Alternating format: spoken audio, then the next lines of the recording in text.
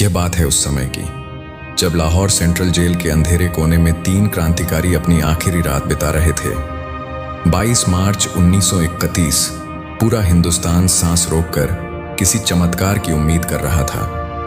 हर कोई चाहता था कि भगत सिंह, सुखदेव और राजगुरु की फांसी माफ हो जाए, लेकिन जेल के भीतर तीनों साथी किसी और ही दुनिया में थे। जेल की कोठरी में भगत सिंह अपनी पसंदीदा किताब पढ़ रहे थे, लेनिन की जीवनी।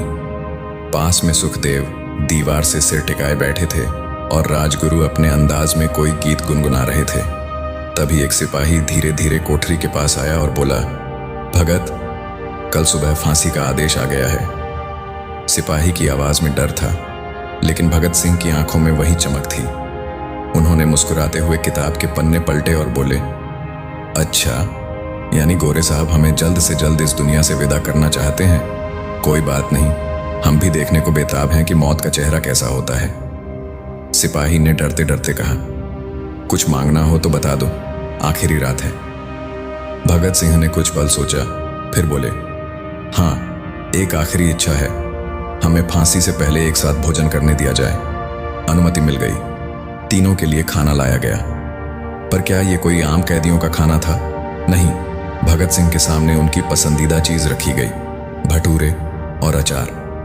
उन्होंने मुस्कुराते हुए पहला निवाला तोड़ा और बोले, देख सुखदेव, अंग्रेज कितने अच्छे हैं, हमें जाने से पहले हमारी पसंद का खाना खिला रहे हैं। राजगुरु हंस पड़े। अगर पता होता कि भटूरे मिलने वाले हैं तो मैं पहले ही फांसी मांग लेता। हंसी की यह गूंज उन जेल की दीवारों से टकराकर और भी ऊंची हो गई। तीनों ने खाना खाया, फिर भगत सिंह ने अपनी किताब फिर से उठा ली। जब एक सिपाही ने कहा, अब तो सो जाओ भगत, कल सुबह जल्दी उठना है। भगत सिंह ने मुस्कुराकर जवाब दिया, जब इंसान को हमेशा के लिए सो जाना हो तो रात भर जाग लेना चाहिए। रात बीतती गई। सुबह जब पहरेदार आए तो तीनों तैयार थे। भगत सिंह आगे बढ़े। उनकी चाल में कोई झिझक नहीं थी, बल्कि ऐसा लग रहा था मानो किसी जश्न के लिए जा रहे हों। जब जल्लाद ने कहा, आखिरी ख्वाहिश, भगत सिंह ने कहा, हाँ, मुझे फांसी से पहले अपनी किताब का आखिरी पन्ना पूरा करना है। पर उन्हें ज्यादा समय नहीं दिया गया।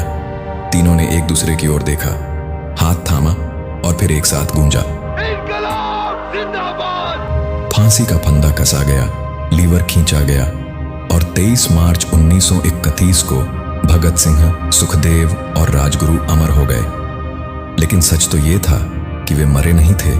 वे हर उस नौजवान के दिल में हमेशा के लिए बस गए जो आजादी के लिए लड़ने का सपना देखता है।